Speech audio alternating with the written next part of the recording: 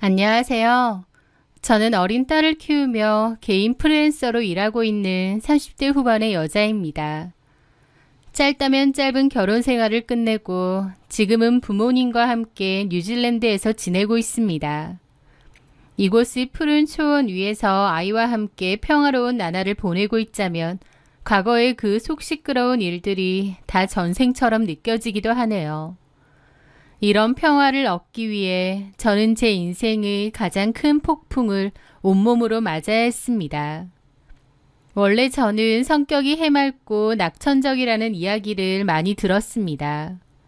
살면서 크게 부딪히거나 상처받을 일이 잘 없었기 때문이죠. 대학교 졸업하고 항공사 승무원으로 일을 했고 퇴사 후에는 모바일 쇼호스트 일을 했었습니다. 승무원 일을 할 때도 방송을 할 때도 저의 긍정적인 에너지가 좋다는 칭찬을 많이 들었어요. 세상은 저에게 따뜻하고 밝은 곳이라고 생각했고 사람 만나는 것도 좋아했죠. 하지만 결혼 생활을 하면서 세상 사람들이 다 나 같지는 않구나. 세상에는 내가 이해할 수 없는 별의별 사람들이 다 존재하는구나. 정말 못돼 처먹은 인간도 많구나. 아주 뼈저리게 깨닫게 되었습니다. 저희 부모님은 정년퇴직을 하시면서 뉴질랜드로 이민을 가셨어요. 거기에 큰오빠가 사는데 부모님도 그리로 아예 이민을 결정하신 거죠. 그러면서 원래 저랑 같이 살던 2층짜리 단독주택은 저에게 증여를 해주고 가셨습니다. 부모님이 안 계신 집에서 저는 혼자 살았죠. 2층 주택이라 관리하기가 좀 힘들긴 했지만 그래도 가족의 추억이 담긴 소중한 곳이었기에 제 딴에는 부지런히 관리하며 살았던 것 같아요. 그러다가 그 남자를 만났습니다. 전 남편이요.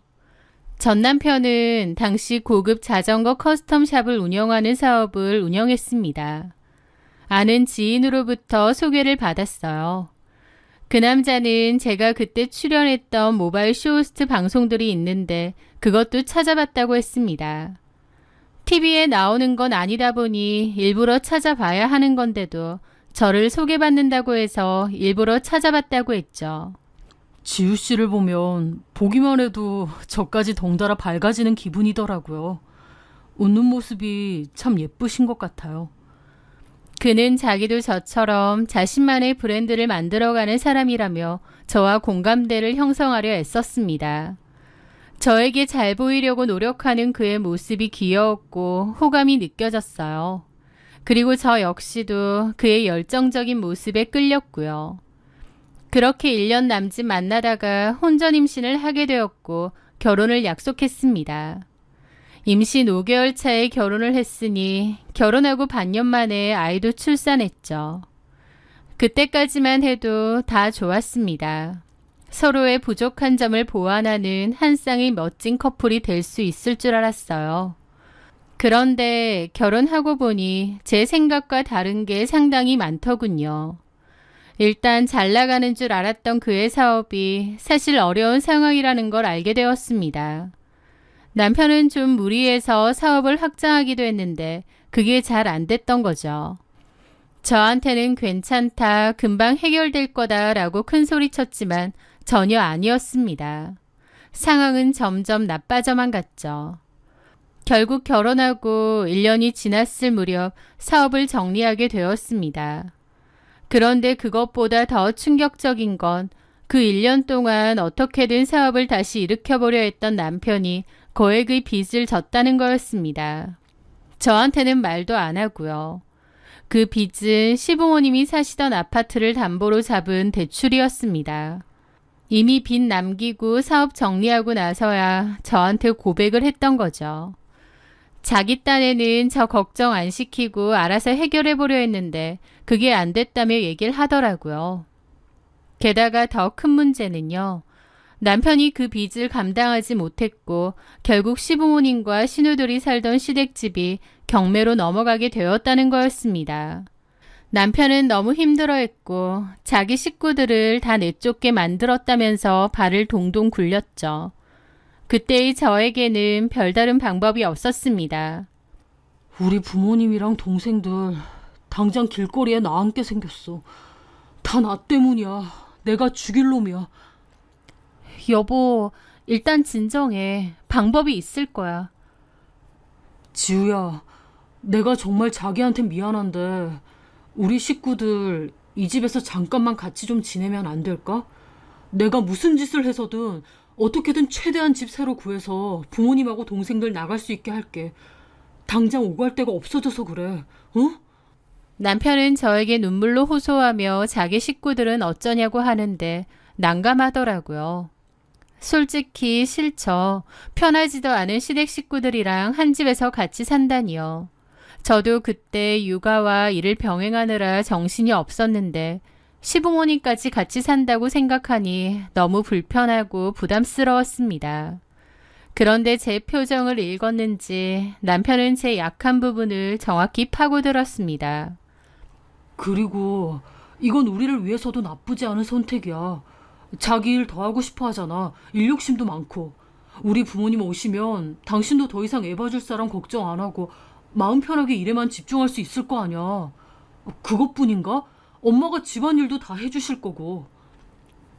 라더군요. 사실 아이를 육아하고 있긴 하지만 그 바람에 일을 못하고 있어서 답답한 것도 있었습니다. 모바일 쇼호스트로 전향을 했기에 최대한 열심히 일하고 싶었는데 아이가 있기 때문에 쉽지 않았거든요. 남편의 설득도 그렇고 또 상황 자체가 제가 거절하기가 힘든 상황이었습니다. 결국 저는 등 떠밀리듯 그 제안을 받아들이게 되었죠. 흔쾌히 좋은 기분은 아니었지만 그래도 괜찮을 거라 생각했습니다. 어쨌든 시부모님이 일하는 저 대신 아이를 돌봐주신다고 했으니 그 부분만이라도 좋게 생각하자 싶었죠. 그렇게 시댁 식구들이 저희 집으로 오게 되었는데요. 무릎이 안 좋은 시부모님을 위해 1층을 내드렸고 신우들도 1층에 있는 방을 썼습니다. 저와 남편, 아이는 2층을 쓰게 되었고요. 그때는 미처 몰랐습니다.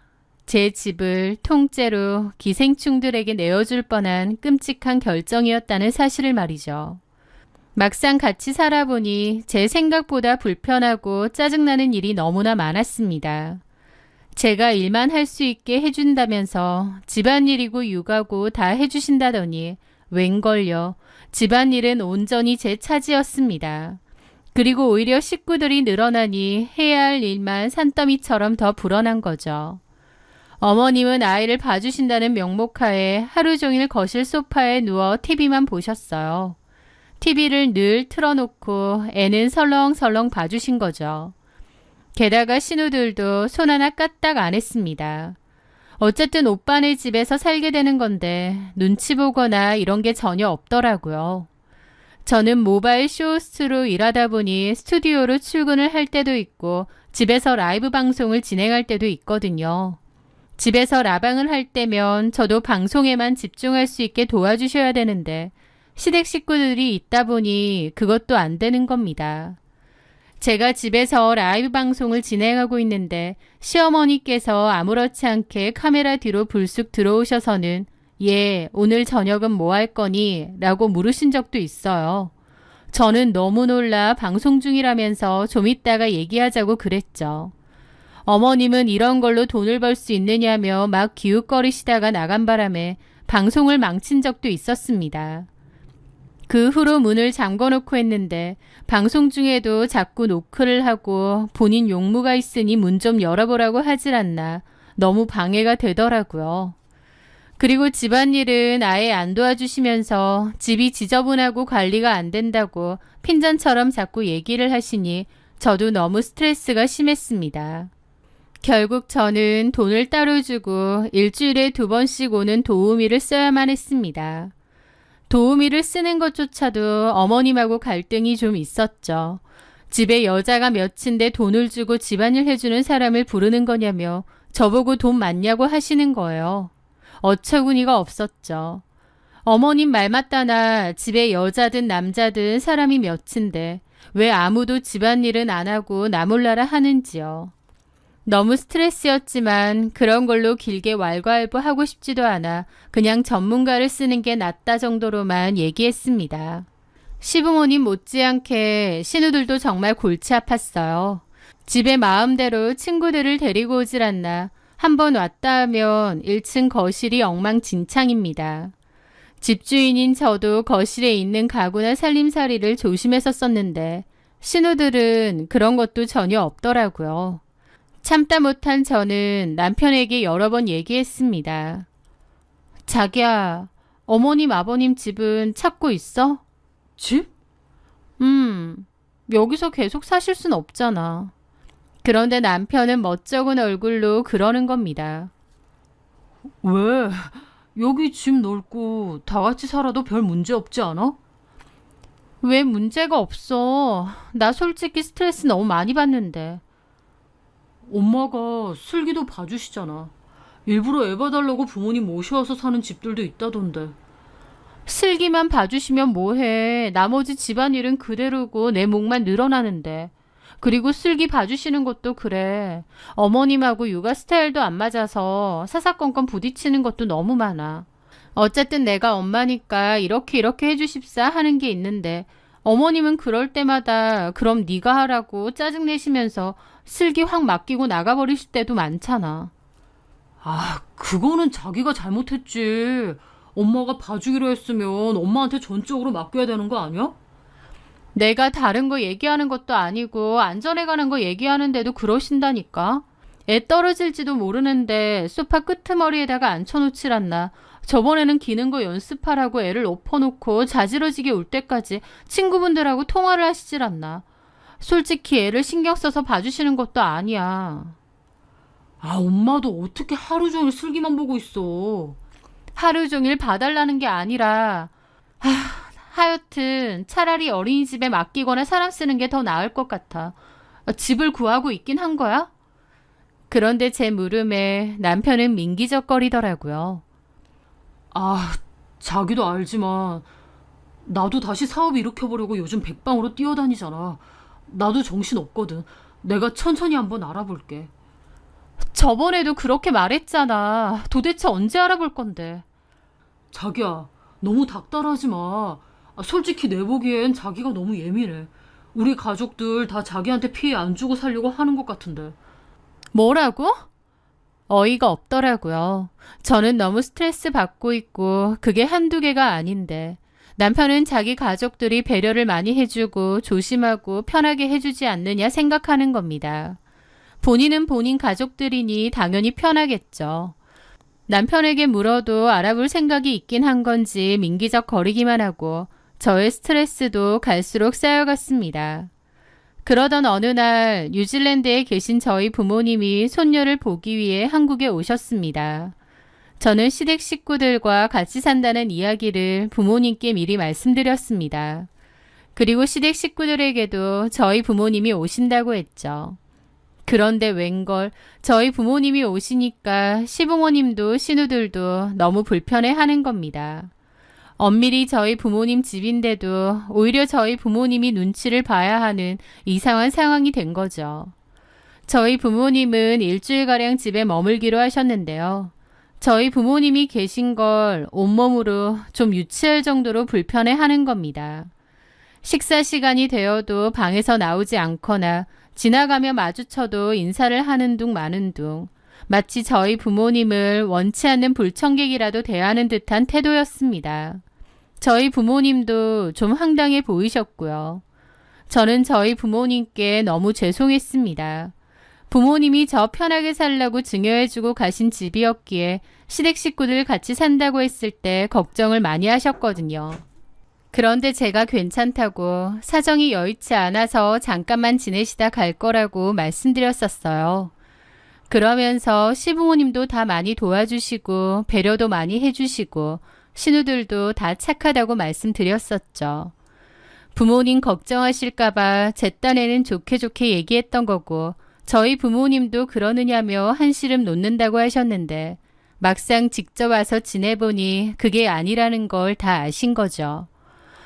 저희 엄마는 저보고 같이 사는 거 괜찮으냐 계속 걱정하셨고 저는 괜찮다고 장서방이 집 알아본다고 했으니 알아보고 금방 나가실 거라고 말씀드렸습니다. 그런데 며칠 뒤 거실에 모여 있었습니다.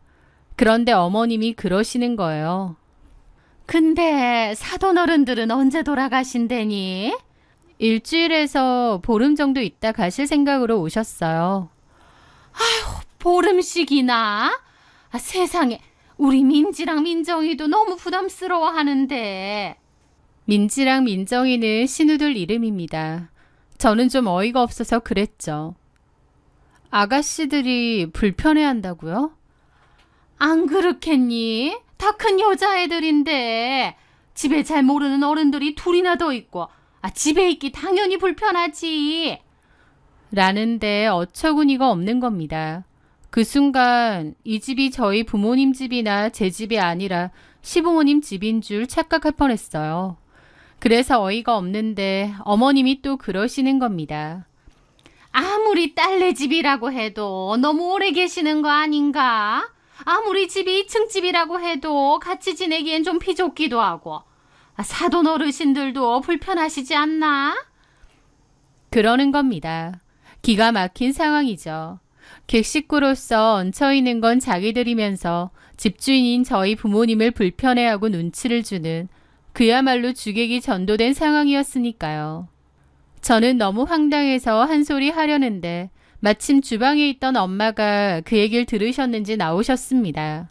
웬만해선 화를 내지 않으시는 저희 엄마지만 기분이 상하셨는지 어머님을 보며 웃으며 말씀하시더군요.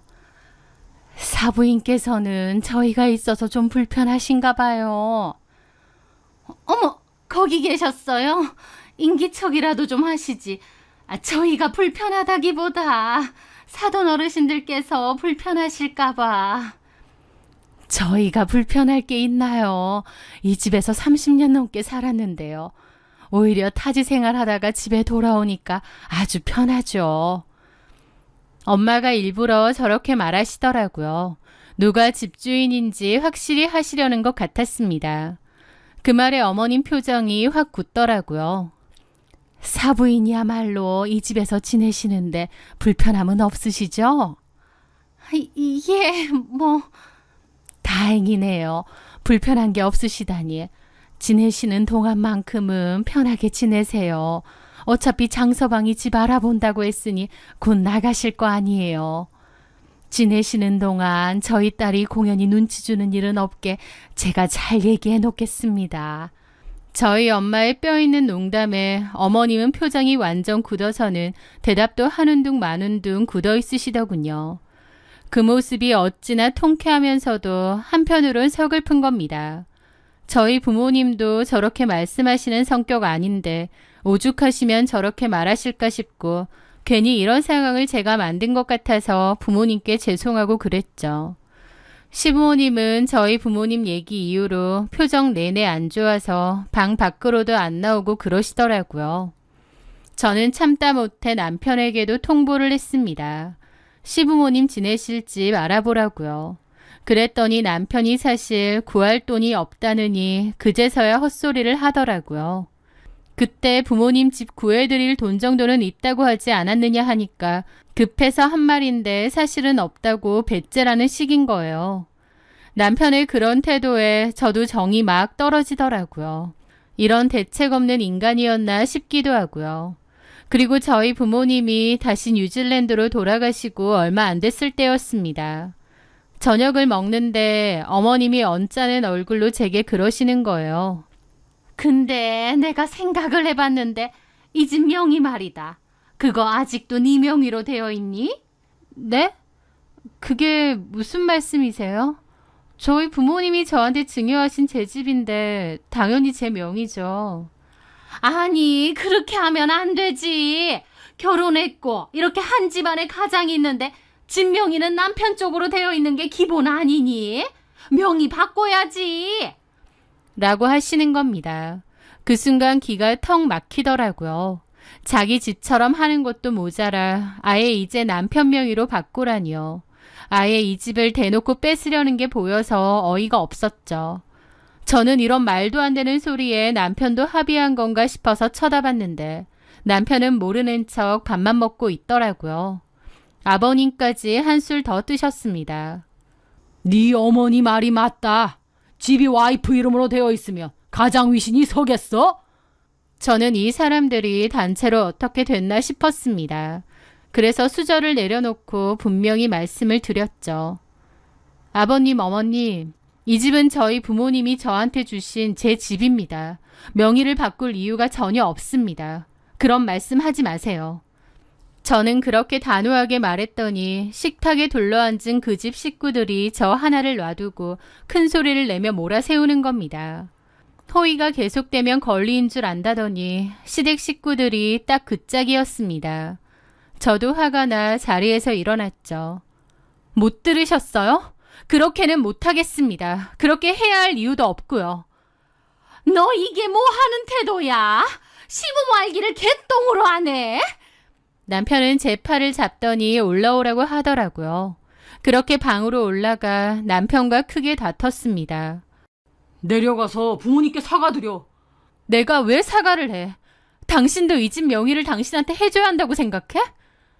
엄마가 솔직히 저런 말 왜 하시겠어. 네가 돈 좀 번다고 우리 가족 무시하니까 엄마가 저러시는 거 아니야. 무슨 말도 안 되는 소리야. 내 핑계 작작대. 지금 너나 너네 가족들 내 집 뺏으려고 하는 거 누가 모를 줄 알아? 뭐라고? 나 진짜 못 해먹겠다. 더 이상은 못 참아. 너랑 결혼했다는 이유로 참았는데 이제 참을 이유가 없네. 집 구해서 나간다고 하더니 나갈 생각도 애초에 없었지. 이대로 눌러앉을 생각이었지. 나한테 집 뺏을 생각이었지. 야, 누굴 거지로 알아. 와, 진짜. 제 말에 남편은 할 말이 없는지 얼굴만 빨개져서 씩씩대더군요. 저는 그 싸움으로 이 결혼은 돌이킬 수 없다고 판단했습니다. 남편에게 정도 다 떨어지고요. 똑똑히 들어. 이 집, 우리 부모님이 나한테 주신 내 집이야. 나 참을 만큼 참았고 더 이상은 안 참아. 당신이랑 당신 가족들 이 집에서 나가. 뭐? 너 이렇게 나온다 이거지? 뭐 갈라서자 이거야? 나 지금 그럴 작정이야. 이번 달 말까지 다 정리해서 나가. 그날까지 안 나가면 바로 이혼 소송 진행할 거야. 그리고 당신 식구들 전부 퇴거 불응 소송까지 걸어서 끌려나가게 만들 거야. 제 단호한 태도에 남편은 그제야 당황한 얼굴이더라고요. 여태까진 제가 좋게 넘어가 줬더니 사람을 아주 우습게 봤나 보더라고요. 그날 이후 저희 집은 그야말로 냉전 상태였습니다. 시댁 식구들과 저는 서로를 투명인간 취급했고 저는 더 이상 그들에게 제 아이를 맡기지 않고 근처 어린이집에 보내기 시작했습니다. 제 집에서 저는 완벽한 이방인이 된 거지만 불편하지 않았습니다. 그리고 정말 약속된 날짜가 오면 쫓아내 버릴 생각이었어요. 이혼 생각도 하고요. 그렇게 약속한 날짜가 다가오던 어느 날 저녁이었습니다. 어머님께서 제 방으로 찾아오셨습니다. 정과는 달리 아주 온화한 표정이었죠. 아가, 그동안 우리가 너무 심했다. 지금 상현이가 집 알아보고 있으니 구해지는 대로 나가마. 그동안 미안했다. 갑작스럽게 사과를 하시더라고요. 그런데 그 순간만큼은 진심으로 미안해 하시는 듯 했습니다. 근데 아무리 그래도 우리가 한 가족인데 이렇게 틀어져서야 되겠니? 우리가 나갈 때 나가더라도 화해는 하고 나가는 게 맞지 않나 싶다. 괜히 우리 때문에 너랑 상현이 사이 틀어지는 것도 원치 않고 내일 시간 괜찮으면 저녁 같이 하자. 저는 그 갑작스러운 태도 변화가 의심스러웠지만 그래도 어른이 먼저 사과하시는데 매몰차게 거절할 수는 없었습니다. 어쩌면 정말 마지막이라도 좋게 마무리하고 싶으신 걸까 하는 생각도 들었고요. 저는 결국 그 제안을 받아들였습니다. 그렇게 저는 다음날 일을 하고 돌아왔고 시부모님은 식사 준비를 한상 해놓으셨어요. 아이는 방에서 일찍 자고 있다고 하고요. 제가 옷만 좀 갈아입고 오겠다 하니 어머님이 배고플 텐데 손 씻고 와서 밥부터 먹고 가라고 하시더라고요. 국 다 식는다고요. 그렇게 저는 앉았고 시아버님께서 와인을 따르셨습니다. 아가, 그동안 우리가 눈치 없이 이 집에서 너무 오래 지냈구나. 미안하다. 이 술 한 잔 받으면서 지난 허물일랑 잊어주면 안 되겠니? 그러면서 저한테 와인잔을 건네주셨어요. 저는 그래도 어른들이 저렇게까지 말씀하시니 마음이 조금은 누그러지는 기분이었습니다. 그런데 바로 그 순간이었습니다. 제가 와인잔을 받으려던 찰나 제 옷깃에 달려있던 리본이 찝히면서 실수로 와인잔을 손으로 쳐버리게 되었습니다. 쨍그랑 하는 소리와 함께 와인잔은 바닥으로 떨어져 산산조각이 났고 붉은 와인이 확 쏟아졌죠. 어머, 죄송해요. 제가 실수를. 저는 몹시 당황했는데 제 옷에도 와인이 좀 튀었더라고요. 죄송해요. 잠시만요. 저는 화장실로 일단 갔습니다. 이미 붉게 물들어버려 소용이 없었습니다. 심하게 물든 건 아니지만 그래도 어차피 집이니까 2층 제 방으로 올라가 옷을 갈아입고 나오기로 했습니다. 그렇게 조용히 나와서 계단을 올라가려다가 무심코 1층 주방 쪽을 내려다 보았을 때였습니다. 주방에서 어머님이 무언가 급하게 하고 있는 모습이 보이는 거예요. 등을 보이고 서 계셔서 처음에는 뭘 하시는지 몰랐는데 자세히 보니 시어머니는 찬장에서 새 와인잔과 약포지 하나를 꺼내 들고는 와인잔에 툭툭 털어 넣는 겁니다. 그걸 보는 순간 온몸에 피가 얼어붙는 것 같았죠.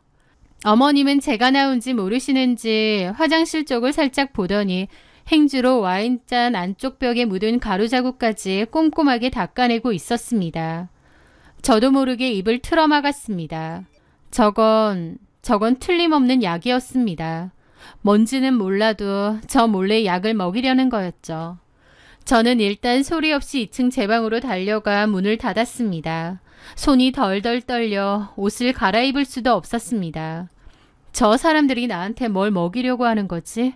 소름이 쫙 돋으면서 여기서 벗어나야 한다는 생각은 드는데 공포심에 머리가 정지된 것처럼 아무 생각도 나지 않았습니다.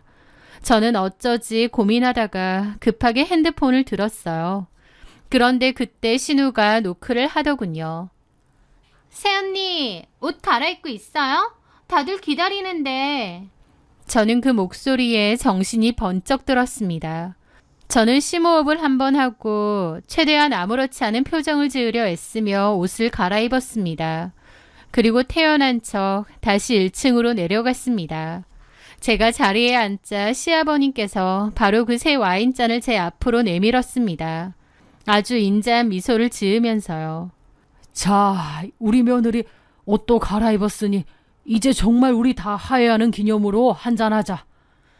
저는 제 앞에 놓인 그 와인잔을 가만히 내려다보았습니다.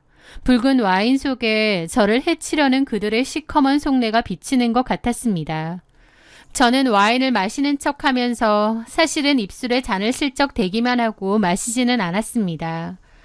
그 짧은 순간에도 맞은편에 앉은 어머님이 제가 술을 마시는지 안 마시는지 유심히 살피고 있다는 것이 느껴졌죠. 제가 잔을 내려놓자 아니나 다를까 어머님이 물었습니다. 왜 안 마시니, 아가? 그 순간 저도 모르게 기지를 발휘해서 그랬죠. 와인에서 약간 상한 냄새가 나는 것 같아서요. 제 말에 옆에 앉아있던 남편이 제 잔을 냉큼 가져가더니 킁킁대더라고요. 무슨 소리야? 아무렇지도 않은데? 향 좋기만 하네. 마셔도 돼. 그러면서 그 잔을 다시 제게 건네는 겁니다. 다른 식구들보다 남편 놈까지 한통속이라는 게 너무 괘씸하고 분하더라고요. 그래서 제가 그랬죠. 그래? 당신 잔은 괜찮은가 보다. 그럼 바꿔 마시자. 그렇게 저는 잔을 바꿨습니다. 그 순간 시댁 식구들의 얼굴이 전부 굳어지는 것을 보았습니다. 시어머니와 시아버지가 서로 눈빛을 교환했고 남편은 당황하더라고요. 그게 얼마나 어이가 없던지요. 안 마셔? 아니, 나는 갑자기 속이 좀 안 좋아서. 그 모습에 제가 그랬죠. 방금 전까지 향 좋다면서 왜? 못 마시겠어? 이 와인에 뭐 문제라도 있어?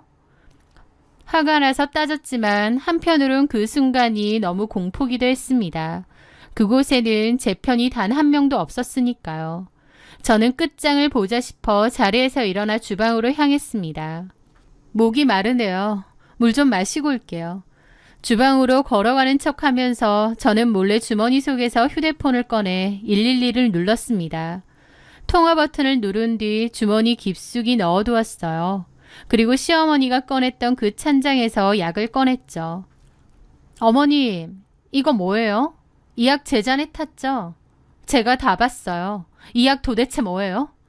제 말에 시어머니는 당황하며 변명하기 시작했습니다. 약이라니. 그건 그냥 감기약이야, 감기약. 감기약이요? 웃기지 마세요. 술이랑 감기약을 같이 먹는 사람이 어디 있어요? 그리고 어머님, 연세가 몇인데 가루 감기약을 드세요? 저는 더 이상 참지 않고 소리쳤습니다.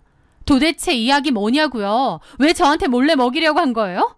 쟤 뭔 소리야니? 미쳤나 보다. 그래요. 제가 직접 알아볼게요, 그럼. 저는 그 약봉지를 들고 현관으로 향했습니다. 그런데 그 순간 시댁 식구들이 다급하게 저를 막아서면서 뒤로 확 밀치는 겁니다. 그리고 신우가 제 손에 약을 뺏었고 어머님이 제게 달려드는 거예요.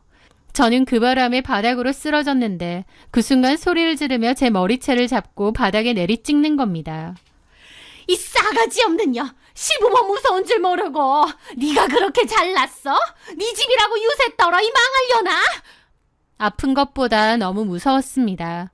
머리를 바닥에 찌이고 시어머니의 악독한 소나기에 머리채가 잡힌 채 흔들리는 동안 제 눈은 단 한 사람을 향해 있었습니다. 바로 제 남편이었죠. 하지만 남편은 시어머니를 말리지도 않고 이 모든 광경을 보고만 있는데 그 순간 깨달았습니다. 저를 때리는 시어머니보다 그냥 지켜만 보고 있는 저 인간이 더 끔찍한 악마라는 것을요. 그때였습니다. 띵동 띵동 요란한 초인종 소리와 함께 현관문을 부술 듯이 두드리는 소리가 들렸습니다. 경찰입니다. 문 여세요. 가정폭력 신고받고 출동했습니다. 그 소리에 시어머니의 움직임이 멈칫했습니다. 시댁 식구들 모두가 얼어붙었죠. 경찰이 강제로 열기 전에 빨리 열라고 재촉했고 겁에 질린 신우 하나가 떨리는 손으로 현관문을 열었습니다. 그리고 경찰들이 집 안으로 들이닥쳤죠. 사실 저는 아까 2층 제 방에서 옷을 갈아입으며 그 공포 속에서도 이미 112에 문자를 보내두었습니다. 시댁 식구들이 저를 해치려 합니다. 제 술에 약을 탔습니다. 지금 당장 출동해 주세요. 증거를 위해 112에 다시 전화해 현장 상황을 큰 소리로 알리겠습니다. 라고요. 제가 주방에서 소리치며 그들과 다투는 동안 제 주머니 속 휴대폰은 112와 연결되어 이 모든 상황을 생중계하고 있었던 겁니다. 경찰은 바닥에 널브러져 있는 저와 시모를 떼어놓았습니다. 폭행 현행범으로 체포합니다. 내가 뭘 어쨌다고! 저는 경찰의 부축을 받으며 일어나 비틀거리며 휴지통을 가리켰습니다. 저기에 약봉지 있어요. 저한테 몰래 먹이려던 거. 신우가 제 손에서 뺏은 약봉지를 버렸거든요. 경찰은 즉시 휴지통을 뒤져 약봉지를 증거물로 수집했고 시댁 식구들은 모두 경찰서로 연행되었습니다. 저는 경찰의 도움을 받아 병원 응급실로 가게 되었고 그곳에서 진단서를 끊었습니다. 다행히 심하게 다친 건 아니었지만 온몸이 떨리고 그 순간의 공포가 떠나지 않아 한참을 진정해야만 했습니다. 그리고 며칠 뒤 저는 담당 형사에게서 전화를 받았습니다. 그 약의 정체에 대한 검사 결과가 나왔다는 것이었죠. 강지우 씨, 와인에서 나온 성분 검사 결과가 나왔습니다. 뭔가요?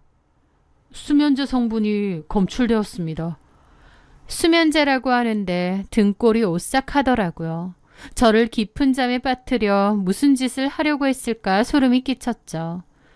경찰서에서 형사들이 따지자 시모는 본인이 불면증이 심해서 수면제를 먹으려던 건데 제가 오해를 한 것이라며 생난리를 쳤다더군요.